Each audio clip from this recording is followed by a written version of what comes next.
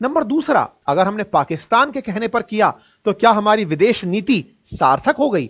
और हमने दोनों के कहने पर किया तो भाई हमारा स्टैंड क्या था?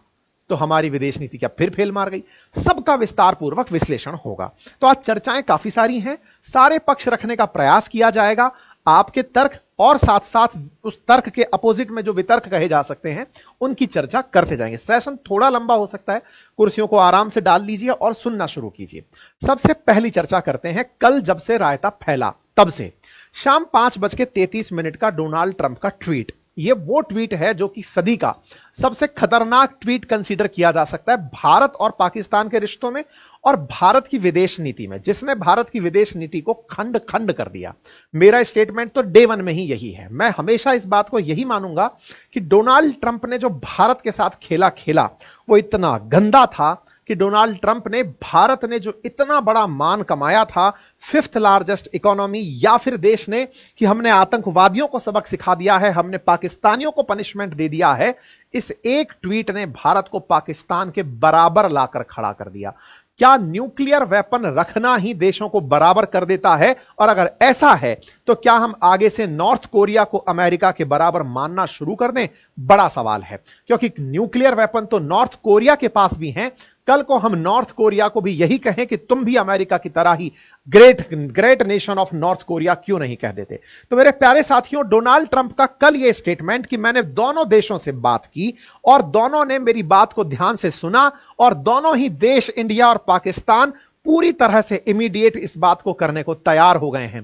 साथियों, दुनिया भर में जितने भी वॉर टाइम इंसिडेंट चले, फिर चाहे रशिया यूक्रेन चला हो, इजराइल हमास चला हो, दोनों जगह एक लीडर था। रशिया यूक्रेन में रशिया हमेशा ऊपर चल रहा था, इजराइल गाजा में इजराइल हमेशा ऊपर चल रहा था। हम समस्त भारतीय वो हैं जिन्होंने पिछले 2 सालों में, चाहे भारत सरकार ने अपनी तरफ से विदेश नीति घोषित ना की हो, लेकिन भारत के लोगों ने अपनी नीति स्पष्ट की हुई थी। रशिया यूक्रेन में समस्त भारतीयों का जो मन था वो पूरे टाइम रूस के साथ था। इजराइल गाजा में इजराइल के साथ था। भले ही भारत सरकार साधती रही हो कि मिडिल ईस्ट को साधना है तो हम गाजा के बारे में भी 2 अच्छे शब्द बोलेंगे और वेस्ट को साधना है तो हम यूक्रेन के बारे में भी 2 अच्छे शब्द बोलेंगे, लेकिन वास्तविकता यह थी कि भारतवासी अंतर्मन से इस युद्ध में पार्टी पहले से ही ले चुके थे। और ऐसी स्थिति में जब हम पार्टी लोगों को पहले ही बना चुके थे तो ट्रंप का यह ट्वीट भारतवासियों के समस्त मान को खंडित करने वाला था। क्यों? क्योंकि इस ट्वीट ने हमको दोनों को साथ ला दिया था। तो हमारी सरकारों ने क्या इस ट्वीट को मान लिया? आंसर क्या था? आंसर यह था, 5:33 पर यह ट्वीट आता है, इसके तुरंत बाद हमारे विदेश सचिव बाहर आ जाते हैं। विदेश सचिव 1 मिनट से कम में ही अनाउंसमेंट करके चले जाते हैं। कहते हैं कि पाकिस्तान की तरफ से भारत के पास कॉल आया, पाकिस्तान के डीजीएमओ ने, डायरेक्टर जनरल जो मिलिट्री ऑपरेशंस हैं, उनका कॉल आया, युद्ध विराम के बारे में कहा। दोनों देशों ने तय किया कि 12 तारीख तक हम फिर नहीं लड़ेंगे और ऐसा कहते हुए दोनों देशों में युद्ध विराम हो चुका है। फ्रैक्शन ऑफ सेकंड्स में ही वो अपनी बात खत्म करते हैं और खत्म करके चले जाते हैं। उनके पीछे सेना आती है, सेना की तरफ से प्रेस ब्रीफिंग होती है और प्रेस ब्रीफिंग में अपनी उपलब्धियां गिनाई जाती हैं। लेकिन जिस तरह की हड़बड़ाहट दिखाई जाती है अपनी बातों को दिखाते ही, समझिए कि समस्त भारतीयों के अंदर एक जबरदस्त ज्वाला थी इस बात की कि नहीं, ये जो हो रहा है ये हमें बर्दाश्त नहीं है, ये जो आप लोग कर रहे हो ये हमें बर्दाश्त नहीं है। भारत सरकार अपनी तरफ से संभवतया ट्रंप के इस तरीके से तैयार नहीं थी। उन्हें पता ही नहीं था कि हमारे साथ कुछ ऐसा खेला हो जाएगा। मैं ऐसा क्यों बोलता हूं? क्योंकि डे वन से, जिस दिन से यह घटना शुरू हुई थी, भारत सरकार ने अपनी तरफ से अपना स्टैंड क्लियर किया हुआ था। भारत सरकार ने पहले ही कहा था कि हम आतंक के खिलाफ हमला कर रहे हैं, आतंकवादियों को मार रहे हैं, सेना हमारा टारगेट नहीं है। हम पर सेना हमला करेगी, हम सेना को रिटेलिएट करेंगे। हमने अपनी तरफ से पहले ही कहा हुआ था कि हमारा तर्क युद्ध करने का नहीं है, युद्ध नहीं है, हम केवल आतंकियों को मार रहे हैं, लेकिन अगर आप हमसे युद्ध करेंगे तो हम मुंहतोड़ जवाब देंगे। भारत मुंहतोड़ जवाब के लिए भारतवासियों को मोटिवेट तो देख लिया, नेताओं के बयान में यह सुन लिया कि नरेंद्र मोदी जी वही सब करेंगे जो आप चाहते हैं। भारतवासियों के जो मन में है प्रधानमंत्री वो सब करेंगे, लेकिन सही मायने में प्रधानमंत्री के करने से पहले ही, घोषणा करने से पहले ही। साथियों, बस इतना सा सोचिए कि अगर अगर 2 घंटे का गैप लगा होता, आप सोचिए कि आज समस्त भारतवासी किस गर्व की अनुभूति से अपने घर में मतलब पटाखे चला रहे होते। केवल 2 घंटे को मिस कर जाइए। कौन से 2 घंटे? ये टाइमिंग मैच करिएगा। 5:33 पर इस आदमी का ये मैसेज कि मैंने सीज फायर अनाउंस कर दिया है, और 5:30 बजे हमारे विदेश सचिव का बयान कि डीजीएमओ पाकिस्तान का कॉल आया। उन्होंने कहा कि हम हर तरह का वॉर रोकने के लिए तैयार हैं। आप सोचिए, ये 2 घंटे इस पूरी समय में ना हुए होते, मतलब ट्रंप अपनी तरफ से ट्वीट ना किए होते और विक्रम मिस्त्री जी आकर अपनी तरफ से केवल इतना बयान देते कि हमारे पास पाकिस्तान के director general of military operation का कॉल आया और उन्होंने कहा कि हम हर तरह की अपनी गतिविधि को रोकने के लिए तैयार हैं, बस भारत भी रोक दे। क्योंकि अल्टीमेटली भारत तो डे वन से यही कह रहा था कि अगर पाकिस्तान हमारे ऊपर मिलिट्री कार्रवाई करता है, यह सोचते हुए कि आतंकियों की रक्षा के लिए उनको मिलिट्री का उपयोग करना चाहिए, तो हम उनको बदला देंगे, हम उनको रिप्लाई देंगे। अगर पाकिस्तान रोकता है तो हम तो डे वन से ही कह रहे थे कि हम रोक देंगे। सोचिए हर भारतवासी कितना खुश होता यह सुनकर कि पाकिस्तान ने आगे से माफी मांगी और हमने उसे इजाजत दे दी। लेकिन इस आदमी ने खेला कर दिया। पाकिस्तान को जो इसने कहा था कि बेटा तुम यहां पर जाओ और मना कर दो, मतलब आप इस पूरी गणित को अगर आप 1+2+3 करके देखेंगे ना तो आपको खेल समझ में आएगा। मतलब यहां पर समझने की आवश्यकता है कि ये हो किस तरह से रहा था सारा की सारा खेल। हम लोगों के साथ कल का दिन बहुत खराब था भाई। कल मतलब शनिवार ही था, मतलब बहुत खराब था। क्यों कह रहा हूं मैं इस बात को समझना। देखो, पाक को यूएस का कॉल गया। क्या कहा गया कि देखो हमने तुम्हें अभी आईएमएफ का लोन दिया है, लोन की वापसी हमें करनी है, तुम्हें युद्ध रोकना होगा। पाक इस बात को क्यों मानने को तैयार हुआ? क्योंकि स्वाभाविक था कि उसे यह पता था कि पाक जैसे ही अनाउंस करेगा भारत युद्ध रोक देगा। मैं इस बात को भी क्यों कहता हूं इसको समझिएगा। भारत ने डे वन से, आप उठाकर देखिए हमारी किसी भी मिलिट्री प्रेस कॉन्फ्रेंस को, हम एक ही बात कहते हुए पाए गए हैं, और वो बात क्या है कि हमने आतंक के खिलाफ मुंहतोड़ जवाब दिया है। हमारी लड़ाई ना तो पाकिस्तान की जनता से है ना सेना से है, युद्ध करने के लिए नहीं आए थे। आतंकियों ने मुंह फेंका था, हम उनको मारने आए थे। अब अगर आतंकियों की बचाव में सेना आएगी तो हम सेना को भी जवाब देंगे, और सेना रुक जाएगी तो हम जवाब नहीं देंगे। आप 3 दिन की प्रेस कॉन्फ्रेंस उठाकर देख लीजिए, बुधवार से लेकर के शुक्रवार तक की, कहीं पर भी हमने ये नहीं कहा कि हम युद्ध करने जा रहे हैं। ठीक है साहब, तो इन्हें यह पता था, यूएसए को पता था कि पाक को जैसे ही ये कहेंगे कि तुम्हारी सेना से कहो कि वो हमला ना करे, यानी कि वो आतंकियों की सुरक्षा के लिए भारत पर ड्रोन या मिसाइल ना चलाए, यदि तुम मानोगे तो भारत स्वतः ही मान जाएगा। उसके तो नियम में है, ये पांडवों के अंदर युधिष्ठिर है, ये नियम से ही चलता है। इसने कहा था कि बिल्कुल इतना सोफिस्टिकेटेड अंदाज में इंडिया चल रहा था। तो अब क्या होता है, यहां से भारत के पास कॉल आता है, और कॉल आता है कि सर हम अपना वॉर रोकने के लिए तैयार हैं। और यह बात हमारे प्रेस सेक्रेटरी बोलते हैं, विदेश सेक्रेटरी आकर बोलते हैं कि हमें यह कॉल आया है कि हम युद्ध रोकने को तैयार हैं। लेकिन यह कॉल आया 3:35 पर कॉल आया कि हम युद्ध रोकने को तैयार हैं। इंडिया की तरफ से हमारे फॉरेन सेक्रेटरी जो हैं वो अनाउंसमेंट करने में लेट हो जाते हैं। वो 6 PM पर अनाउंसमेंट करते हैं, और इनसे पहले ये महाशय 5:33 पर अपना ट्वीट चिपका देते हैं। मतलब आप समझिए कि इस अंतरराष्ट्रीय संबंध में समय का कितना महत्व है। अगर इसी समय पर 3:35 पर जब भारत के पास कॉल आया कि हम अब 12 तारीख के लिए सीज फायर कर रहे हैं, हम उसी समय आकर के बस मिलिट्री हमारी ये ब्रीफिंग दे देते कि पाकिस्तान 30 सेकंड की ही देते कि पाकिस्तान से कॉल आया है, वो सीज फायर करना चाहता है, हमारे देश में सेलिब्रेशन होते कि दुश्मन ने पैर टेक दिए हैं। लेकिन खेला क्या कर दिया, इस आदमी ने ट्वीट कर दिया कि मैंने इन दोनों देशों को टेबल पर बिठाकर सीज फायर के लिए मना लिया है। हमारा सीज फायर के लिए मानना कभी था ही नहीं। अगर होता तो क्या हम इनको मारने अंदर जाते? अगर हमारा सीज फायर ही इंटेंशन होता तो इंडिया क्या इनके अंदर घुस के 100 किलोमीटर अंदर तक आतंकी ठिकानों को नष्ट करता? अगर ऐसा होता तो क्या हम इनके मिलिट्री बेसिस को, इनकी एयर बेसिस को, 9 एयर बेसिस, 100 मिलिट्री, 100 आतंकियों को हम खत्म करते, 35 से अधिक पाकिस्तान के सैनिकों की जान लेते?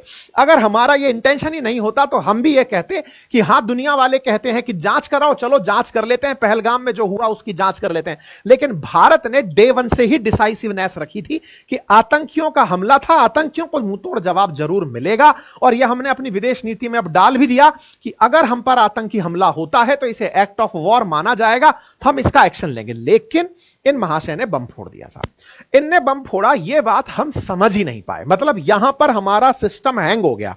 सिस्टम हैंग कैसे हो गया हमें भी समझ नहीं आया। भारत ने कहा कि पाकिस्तान का कॉल आया, हम वैसे ही चल रहे थे। मतलब हो सकता है कि हमारे विदेश सचिव को भी यह ना पता हो, क्योंकि ये जिस समय प्रेस ब्रीफिंग की तैयारी कर रहे हों, जिस समय ये आ रहे होंगे ऑफिस से निकलकर, इतने में वो आदमी ट्वीट मार दिया। इन्हें भी नहीं पता था कि ये बोलकर जाएंगे, इतनी देर में वो कुछ अनाउंस कर चुका होगा। दिक्कत क्या हुई कि विदेश सचिव बोलकर गए। अच्छा, विदेश सचिव भारत के विदेश सेवा के अधिकारी होते हैं या प्रशासनिक अधिकारी होते हैं? प्रशासनिक अधिकारी तो वही सब करते हैं जो सरकारें करते हैं। हमारे देश के लोगों का गुस्सा जो है ना, वो इनके ऊपर भी फट गया। मैं देखिए आप सबसे एक बात की गुजारिश करूंगा, सरकारें निर्णय लेती हैं, अधिकारी जितने भी हैं वो सब एग्जीक्यूट करते हैं। आप लोगों का गुस्सा इनके प्रति उचित नहीं था। आप में से बहुत सारे ट्रोलर्स इनके घरों तक पहुंच गए, इनके घरों की तस्वीरें, इनकी प्राइवेट तस्वीरें निकाल निकाल कर उन्हें पब्लिक करने लगे। आप सोचिए ना कि एक व्यक्ति जो पूरे देश को पूरे टाइम संबोधित कर रहा है, उसके साथ ऐसा बर्ताव, ये सभ्य भारतीयों की निशानी नहीं हो सकती। अक्सर हम कहते आए हैं कि हमारा नेचर जो है ना, वो हमारे संस्कार हैं, हमारी प्रवृत्तियां इस तरह की ना हो। हमारे निर्णय एक किसी व्यक्ति के हाथ में नहीं थे, ये देश तो नहीं चला रहे थे ना, ये तो केवल आपको ब्रीफ करने आ रहे थे, सरकार के आदेशों को आपको बताने आ रहे थे। तो इनके साथ जो हुआ उसके लिए हमें दुख है। आप में से कई सारे साथी भी शायद मेरी तरह व्यथित हों। इनके साथ सोशल मीडिया पर ट्रोलिंग नहीं होनी चाहिए थी। आगे से हम इस बात का ख्याल रखें, ये जिम्मेदार कारक नहीं है। नाराजगी आपकी सरकारों से हो सकती है, आपने जिन्हें चुनकर भेजा है उनसे हो सकती है, आप उनसे सवाल करें। इनसे सवाल करना उचित नहीं है। इनसे सवाल सरकारें करेंगी, आपको यह समझना चाहिए। ठीक है साहब, तो हम आगे बढ़ते हैं। तो यह जैसे ही खेल हुआ, थोड़ी ही देर बाद में सारी की सारी स्थिति बदलने लगी। क्या बदलने लगी? बदलने यह लगी कि हमको भी कहीं ना कहीं मन में मलाल था, और पाकिस्तान जिसने हमसे यह कहा था कि डीजीएमओ ने हमसे फोन पे कहा है कि युद्ध रोक दो, पाकिस्तान वालों को लगा यार हमारी तो इंसल्ट हो गई। अच्छा, पाकिस्तानी लोगों का एक बहुत बड़ा काम बताता हूं मैं आप लोगों को, वो आप लोगों के सोशल मीडिया को बहुत अच्छे से कंट्रोल करते हैं। आपको इतना मिस इंफॉर्मेशन भर देंगे कि आपका आत्मविश्वास कहीं खो जाएगा। मिस इंफॉर्मेशन इस तरह से आपके सामने दिखाई जाएगी कि पाकिस्तान में तो सेलिब्रेशंस हो रहे हैं कि देखो इंडिया को घुटने टिका दिए। सोचो, जो आगे से आपसे कहा कि हमको माफी कर दो, डीजीएमओ खुद कॉल किया, हमारे यहां के विदेश सचिव ने आगे से बोला है कि हमें कॉल आया, वो अपने देश में क्या घोषणा कर रहे हैं, हम युद्ध जीत गए हैं। लेकिन उनको लगा कि भारत वालों ने तो ये वाली बात जनता को बता दी कि हमने कॉल किया है, बोले ये तो इंसल्ट हो गई। इंसल्ट हो गई तो एक काम करते हैं, हम वायलेशन करते हैं सीज फायर का। और हुआ भी यही। 5 बजे सीज फायर अगर लागू हुआ है तो 3 घंटे बाद ही पाकिस्तान ने सीज फायर का उल्लंघन कर दिया, और 8 बजे पाकिस्तान की तरफ से जम्मू कश्मीर, अखनूर, पुंछ, नौशेरा, श्रीनगर, सांबा, उधमपुर यहां पर फायरिंग होने लगी। हम इस समय अपना सेशन कर ही रहे थे, और उस सेशन में हमने यह अपडेट आपको दे दिया था श्रीनगर के मुख्यमंत्री के हवाले से। हमने बताया कि भारत के बॉर्डर्स पर फिर से ब्लैकआउट हो गया है, फिर से सीज फायर वायलेशन सुनाई देने लगा है। हम भारतीय इतने उद्विग्न थे कि ये जो सीज फायर वायलेशन हुआ, इसने भी हमें शांति दी। हमें ऐसा लगने लगा कि ये निर्णय अमेरिका के हाथ नहीं होना था। इसीलिए हमने कल सेशन जो किया उसमें लाइन यही थी कि अमेरिका की मध्यस्थता बर्दाश्त नहीं। और यह कारण था कि जब यह सीज फायर हुआ तो भारतीयों में एक रोष था कि कम से कम हमें अब मौका मिल गया है कि इनको अब जवाब करारा दे दिया जाए। और आप यकीन मानिए कि आप लोग जो सोचते हैं, क्योंकि हमारे इन सेशंस में अब मतलब जो आप इतनी बड़ी संख्या में अपना प्यार और आशीर्वाद देने आते हैं, ये बहुत मैटर करता है। आपकी बातें सब जगह सुनी जाती हैं। आप जो बातें लिखते हैं सोशल मीडिया की टीम रीड कर रही होती है। आपका संदेश था, रीड किया गया, आपकी जो बातें थी वो सब मैसेज में जानी गई, क्योंकि यहां सभ्य समाज है, यहां पर कोई ट्रोलर्स नहीं है। हम हर पक्ष पर चर्चा करते हैं। अब जब ये बातें चर्चा में आई, भारत की सरकारों को भी ये सोचने में मजबूर होना पड़ा कि यार कुछ तो चल रहा है। मतलब देशवासी जो है ना, उनमें एक मलाल है। मलाल इस बात का है कि लोग कह रहे हैं कि सरकार निर्णय नहीं ले पाई है। सरकार कह रही है कि हमें तो सामने वाले ने आगे से माफी मांगी, हमने माफी दे दी। हमको माफी देकर के भी कोई और हीरो बन गया है, हम माफी देकर के भी किसी और को हीरो बना गए हैं। सरकार परेशान की ये हो क्या रहा है। और उधर से पाकिस्तान अपनी आदत से बाज नहीं आ रहा है। वो अलग परेशान है कि डीजीएमओ की बात वहां से लीक हो गई है, तो चलो बम फोड़ करके अपने आप को ऊपर रखते हैं। यह दिखाएंगे कि भारत ने सीज फायर किया था। भाई साहब इसके बाद से दोनों तरफ से फिर से बदला देना शुरू होता है। फॉरेन मिनिस्ट्री तरफ से फिर से हमारे मिस्त्री जी रात को बाद में वापस आते हैं। रात को 11:30 बजे फिर एक प्रेस कॉन्फ्रेंस होती है, और प्रेस कॉन्फ्रेंस होती है उसमें आकर विक्रम मिस्त्री जी फिर कहते हैं कि देखो भाई युद्ध अभी भी नहीं रुका है। 11 बजे आकर के वो कहते हैं कि पाकिस्तान ने भारतीय सीमा में घुसना चाहा, हमने भारतीय सेना को फ्री हैंड दे दिया है। मतलब सोचिए कि ट्रंप, अच्छा अब ट्रंप को ना ये संदेश पहुंच जाना चाहिए कि तुम जो अपने आप में अब्बा लब्बा डब्बा बन रहे थे, तुम्हारे पास नहीं था पुदीना, तुम्हारी बातों में अगर दम रहा होता तो ये सब रुक गया होता। ना पाकिस्तान की तरफ से रुका, ना भारत की तरफ से रुका। और भारतीयों में तो इसका अजब गुस्सा था। भारतीयों में गुस्सा इस बात का था कि नहीं चाहिए हमें तो ये सीज फायर भी तुम्हारी वजह से नहीं चाहिए। तुम हमको पहले ही देखो, मैं आपको एक बात बहुत अच्छे से बता देता हूं, ये बहुत सोचा समझा हम भारतीयों के आत्मसम्मान को चोट पहुंचाने का अमेरिकी तरीका था। इस बात को आप समझने का प्रयास कीजिए। अमेरिका ने षड्यंत्र रचा हम सबके साथ, क्योंकि अमेरिका कभी भी भारत का हितैषी नहीं रहा है। ये तो कुछ दिनों से, जब से हमको उसको आवश्यकता है हमारी कि इनका बाजार मेरे काम का है, भारतीय मेरे काम के हैं, बढ़िया पढ़े लिखे IIT IIMs वाले लोग अमेरिका आते हैं। अदरवाइज वो पास्ट उसका हमेशा पाकिस्तान के पक्ष में रहा है। कोल्ड वॉर एरा से सोवियत रूस भारत के साथ रहा है और अमेरिका पाकिस्तान के साथ रहा है। उसने पाकिस्तान का भला, चूंकि उसने IMF का लोन दिया था, उसको लोन की वापसी करवानी है, तो उसने भारत के लिए जो षड्यंत्र रचा वो ये कि उसे भारत के बराबर लाकर खड़ा कर दिया, ये कहते हुए कि मैंने दोनों को समझा दिया है। तो दोनों ने इस बात को ना मानकर, ना तो उधर से माना गया ना इधर से माना गया, उधर से ना माना गया। इसको अब मैं आपको उनका स्टैंड बताता हूं क्या हुआ। भारत की तरफ से तो कल सेमिनार हुई, भारत की तरफ से प्रेस कॉन्फ्रेंस हुई, भारत ने अपनी तरफ से बातें बताई। पाकिस्तान के जो प्रधानमंत्री है ना, वो रात को 1 बजे आते हैं और वो लाइव आकर फिर कहते हैं कि हम जीत चुके हैं, लेकिन भारत जो है वो अभी भी सीज फायर का वायलेशन कर रहा है और हम उनको बराबर जवाब दे रहे हैं। मतलब पाकिस्तान का कहना था कि हमारी जीत से भारत बौखला गया है, इसलिए वो सीज फायर वायलेशन कर रहा है। शहबाज शरीफ, मैंने आपको वैसे तो कभी सही नहीं माना, लेकिन एक बार के लिए मैं अगर आपको सही मान लेता हूं, तो भारतीयों ने अगर कल सीज फायर वायलेशन किया होता ना, तो POK आपके पास नहीं रहा होता, ये मानकर चलिए। क्योंकि भारत ये कल जिस मूड में थे ना, कल तो इस तरह का भाव था। मैं आपको कुछ चंडीगढ़ की तस्वीरें दिखाऊंगा जहां सिविल डिफेंस के लोगों को आह्वान दिया गया था। लगता है पूरा शहर सड़कों पर उतर आया अपनी सेना के लिए, अपने राष्ट्र के लिए। राष्ट्रभक्ति देखनी हो तो भारतवासियों से सीखो। बॉर्डर पर जहां चंडीगढ़ में एनी टाइम सायरन बज रहे थे, ऐसे में जैसे ही आह्वान हुआ कि सिविल डिफेंस के लिए लोगों की जरूरत है, हुजूम उमड़ पड़ा बिना इस चिंता के कि उनके ऊपर कोई खतरा भी मंडरा सकता है। अरे जाइए, हम इतने हैं कि हम पत्थर भी मारेंगे तो तुमको गायब कर देंगे। लेकिन पाकिस्तान ने जिस तरह से बात खेली वो ये कि हम युद्ध जीत गए हैं। सब किस तरह से युद्ध जीत गए? हमको कर्जा दे करके। अच्छा, एक हमारी तरफ कहावत है कि अगर लंबा जीना चाहते हो तो क्या करो? बोले कर्जा ले लो। और फिर बोले कर्जा लेकर चुकाओ मत। बोले क्यों? क्योंकि फिर जिसने आपको कर्जा दिया है वो आदमी आपके लिए मंत्र पढ़ेगा कि ये मर ना जाए, क्योंकि यदि मर गया तो मेरा पैसा कहां से आएगा। वो यथार्थ होता मैंने पाकिस्तान में देख लिया है। पाकिस्तान ने IMF से लोन लिया, IMF का जो पैसा है वो अमेरिका का है। अमेरिका पैसा दिया तो बचाने की जिम्मेदारी भी अमेरिका पर चली गई। भारत IMF से लोन लेता नहीं है। ऐसे में भारत तो उनके लिए कोई सब्जेक्ट ही नहीं है। वो इनको ऑलरेडी 7 बिलियन दे चुका है, तो ऐसे में पैसा निकालना है तो इनका जिंदा रहना जरूरी है। कल को इन पर बम फटफटा गए, इनकी सारे सिस्टम तहस नहस हो गए, इनकी इकोनॉमी ठप हो गई, तो पैसा कैसे वापस निकलेगा? अमेरिका तो इस समय ट्रंप के शासन में चल रहा है, जो कि यूक्रेन तक से पैसा वापस निकलवा लिया। ऐसे में इनका पैसा कैसे वापस निकले? तो बोले इनको शांत करो। लेकिन ये झूठ के मसीहा जिन्होंने अपने शाहीनों के ऊपर फूल बरसा दिए, इन्होंने कहा हम अपने आर्मी चीफ को इस बात की बधाई देते हैं कि उन्होंने जो युद्ध में नेतृत्व किया वो इतना जबरदस्त था कि भारत को भाई साहब मजा चखा दिया।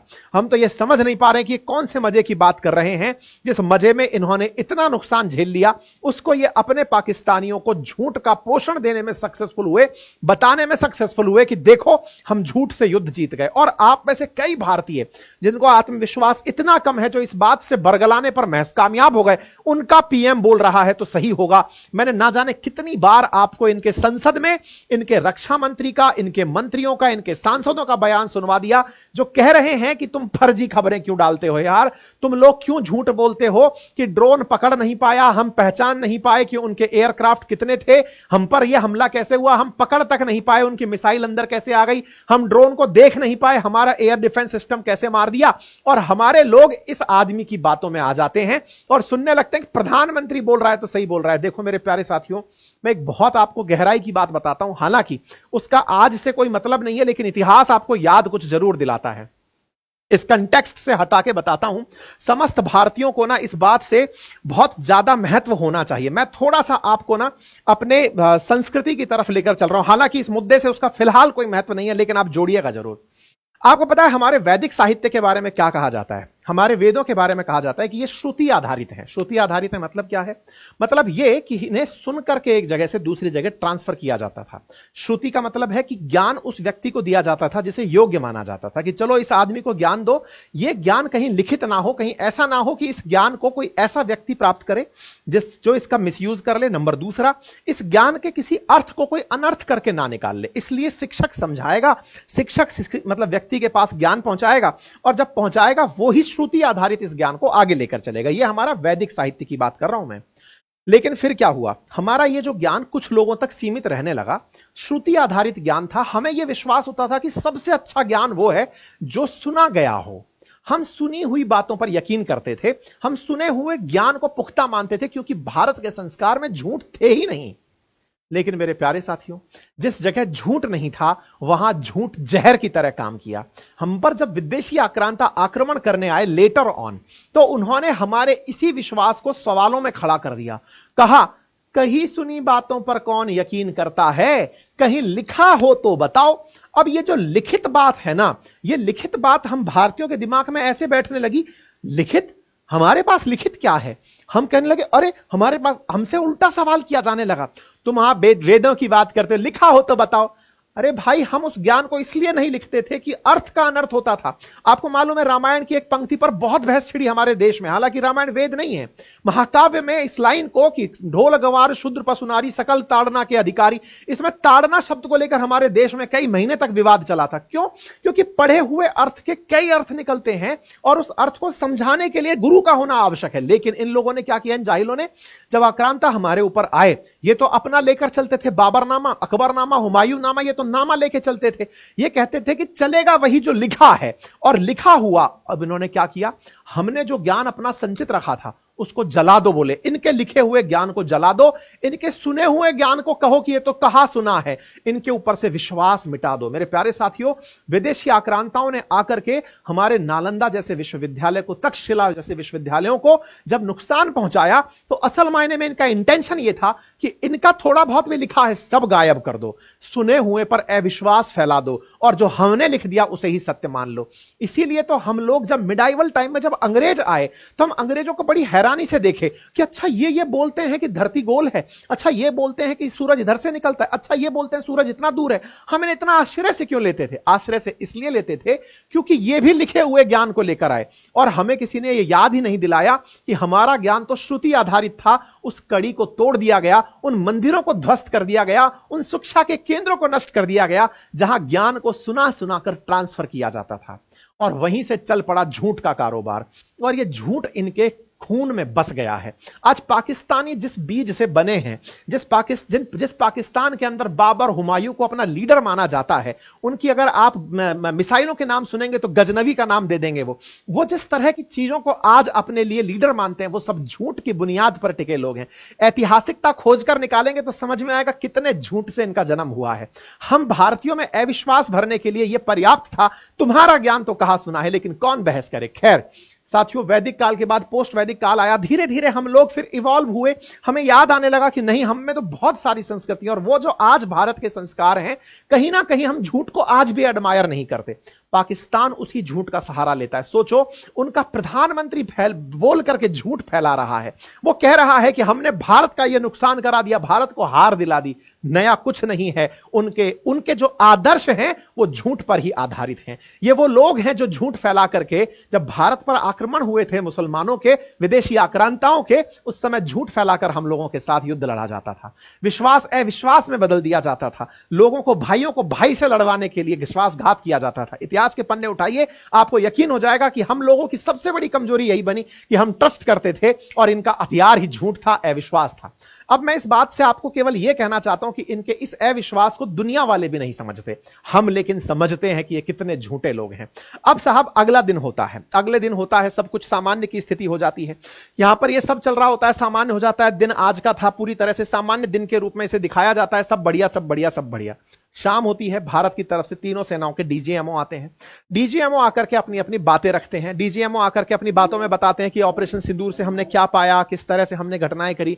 ये सारा की सारा शेड्यूल यहां तक आ जाता है। कुल मिलाकर के हमने अपनी उपलब्धियां गिनाई, हमने बताया कि उनका कितना नुकसान किया, उनके कितने सैनिक मार दिए, उनके कौन से सेंटर तबाह कर दिए, हमने क्या क्या एक्ट किया, ये सारी